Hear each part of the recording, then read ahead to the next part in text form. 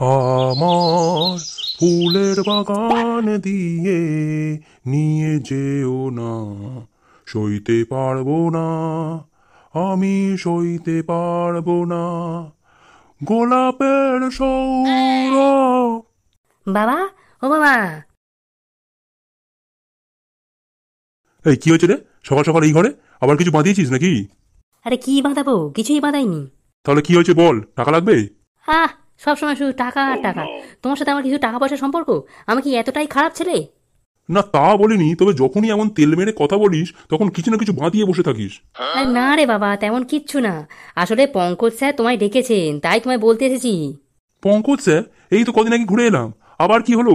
আবার কি কোনো পরীক্ষায় ফেল করি নাকি? উফ, আর পারি না তোকে নিয়ে। তোর মতো বয়সে 9-10 কত কত নম্বর পেতাম জানিস? কিন্তু বাবা, তুমি তো ক্লাস 8 পাস। হ্যাঁ তো কি হয়েছে? পড়াশোনা চালিয়ে গেলে ভালো ভালো নাম্বারই পেতাম, এটা মনে মনে ধরে নে। অঙ্কে এতবার মনে করি ধরে নিস, আর বাবা বেলা তোর কি হয়েছে? তো স্যার কেন ডেকেছে? তা তো জানি না বাবা, আমাকে বললেন বাবা কেমন আছেন, একদিন আসতে বলো, একটু গল্প করি। বড় আমার পীড়িতের লোক রে, গল্প করার জন্য ডাকছে। আচ্ছা ঠিক আছে, কাজ করে যাওয়ার সময় আমায় ডেকে নিস। আচ্ছা বাবা, ঠিক আছে।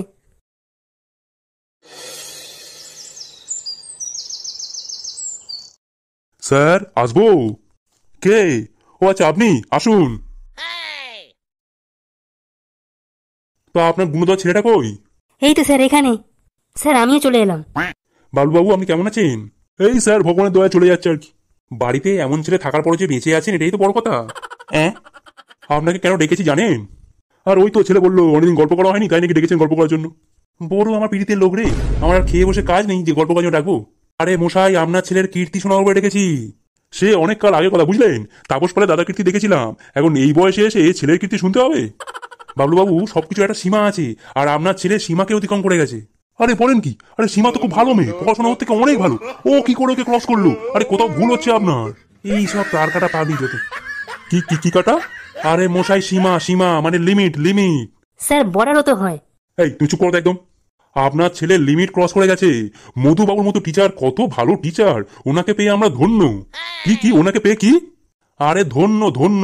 আরে ছাড়ুন তো, প্রত্যেক কথা দুবার করে বলতে হয় আপনাকে। কি বার করে? আরে দাদা, আপনার ছেলে 1 নম্বরের হারামি। কেন কেন এমন বলছেন কেন? স্কুলে আমরা যাই কেন আপনি বলুন তো? তো দেখুন, বাড়িতে থাকতে তো বোর লাগে তাই যাই। এছাড়া বন্ধু বান্ধব সাথে মজা আছে, ইয়ার্কি আছে, খেলাধুলা আছে, বাচ্চা ক্লাসে মিড ডে মিল আছে। সব বললেন, শুধু আসল কারণটাই বললেন না। কি কারণ? আরে কি আর, পড়াশোনা, পড়াশোনাটাই তুমি ভুলে গেলেন? হ্যাঁ, তো আপনার ছেলে ঠিক আপনারই মতো পড়াশোনাটা বাদ দিয়ে বাকি সব কিছু করতে আসে। এই দেখুন, আমার কথা বলবেন না, আমি যথেষ্ট পড়াশোনা করেছি। তো আপনি কত অব্দি পড়েছেন? আমি ওই বেলা 2টো অব্দি পড়তাম। মানে এই আবার কেমন উত্তর? আরে সকাল 11টায় বাবা আমার স্কুলে দিয়ে আসতো, আর বেলা 2টোর সময় পুরো স্কুল আমাকে বাড়িতে দিয়ে যেত। বলতো বোনেরা বনে সুন্দর, আর আমি নাকি বাড়িতে।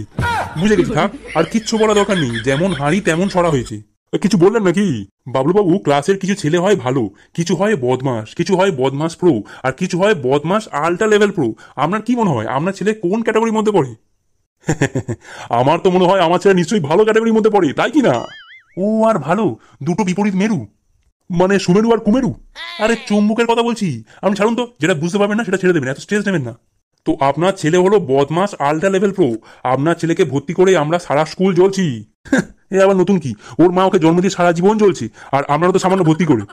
কিছু বললেন নাকি? আগে না, আপনি বলুন, আমি শুনছি। এই তুমি মধুবাবুর ক্লাসে এমন বাজে ব্যবহার করেছো কেন? মানে স্যার, ভুল হয়ে গেছে, আর হবে না। আর কতবার ভুল করবে? স্যার, মানুষ ভুল করতে করতেই তো শেখে। শোন রে চিকুট, ভুল একবার দুবার মানা যায়, কিন্তু 100বার কে ভুল করবে? স্যার চা এনেছি। স্যার চা নিয়ে এসেছে। যাকে খুশি নিয়ে এসো, আজ তোমাকে ছাড়বো না। আরে স্যার চা নিয়ে এসেছে আপনার জন্য।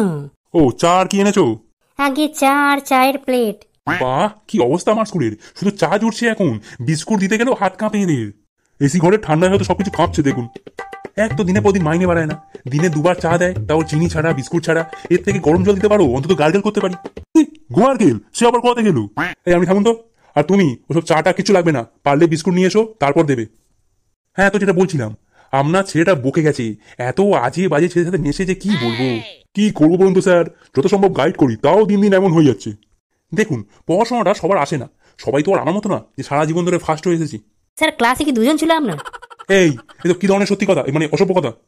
আর তুমি মধুবাবুর অঙ্কের ক্লাসে বিরক্ত করেছো কেন? নিজে অঙ্ক পারে না, সেই নিয়ে মাথা ব্যথা নেই, অঙ্কের মধ্যে কে অসুস্থ হয়ে পড়ছে সেই নিয়ে মাথা ব্যথা। আগে স্যার, আমি সবসময় গভীরে যেতে ভালোবাসি। হ্যাঁ, আর একটা গানও তো আছে, গভীরে যাও আরো গভীরে যাও। আর তা আমি থামুন তো, এই আপনার প্রশ্রয় পেয়ে পেয়ে এই অবস্থা হচ্ছে ওর। প্রশ্রয় পেলে যাবে না? আরে প্রশ্রয় আমরা ধুর বাদ দিন তো। অঙ্কের ক্লাসে কত বাদ দিলাম, সেদিন আমার ইংরেজি ক্লাসে এমন এমন উচ্চারণ করেছি যে শুনে আমার একটু হরি কানের পর্দা ফেটে যেত। এই রাস্কেল, তোকে আমরা এই শিখিয়েছি যে স্যারের কানের পর্দা ফেটে যেত আরেকটু হলে? আরে পর্দা ফেটে গেলে স্যার বইয়ের কথা শুনবে কি করে? বাড়িতে অশান্তি হবে কত। ভালো চিড়ে আনতে বলে স্যার কালো চিড়ে নিয়ে আসবে, কবে বুঝবি এগুলো? আপনার ছেলের ঘটে কিচ্ছু নেই, পুরো ফাঁপা। স্যার আমি কিছু করিনি, আমাকে নিমাই করতে বলেছিল। আমি জানতাম আমার ছেলে কিচ্ছু করেনি, নিশ্চয়ই ওকে কেউ বুদ্ধি দিয়েছে। এই আমি থামুন তো, কচি খোকা নাকি আপনার ছেলে যে যে যাই বলবে ও শুনে নাচবে? আমার ছেলে ক্লাসে নেচেছে? আরে ওটা একটা উদাহরণ, আপনি কি কিছুই বোঝেন না? এই শুনুন, তখন থেকে কিন্তু অনেক কিছু বলছেন, কিছু বলছেন না বলে কিন্তু পেয়ে বসেছেন। তো বলবেনটা কি বলুন না শুনি। এই হাত দুটো দেখতে পাচ্ছেন তো, এই হাত দিয়ে এমন, এই এটা কিন্তু খুব খারাপ হচ্ছে। আমি কিন্তু সিকিউরিটিকে ডাকবো এক্ষুনি, মারবেন নাকি আমায়? চুপ। এই হাত দুটো দিয়ে এমন ভাবে জড়ো করে বলছি, বাচ্চা মানুষ, ওকে প্লিজ ক্ষমা করে দিন। এরপর যদি এমন করে তাহলে না হয় ওকে এখানেই রাখবো, আর আমি না হয় অন্য স্কুলে চলে যাবেন। আচ্ছা ঠিক আছে এটা করে যেমন বলছেন ঠিক আছে। এই এক মিনিট, আমি অন্য স্কুলে চলে যাবো মানে? একটু যেমন ছেলে তেমন বাবা, চাকরিটা খেয়েই নেবে দেখছি আমার।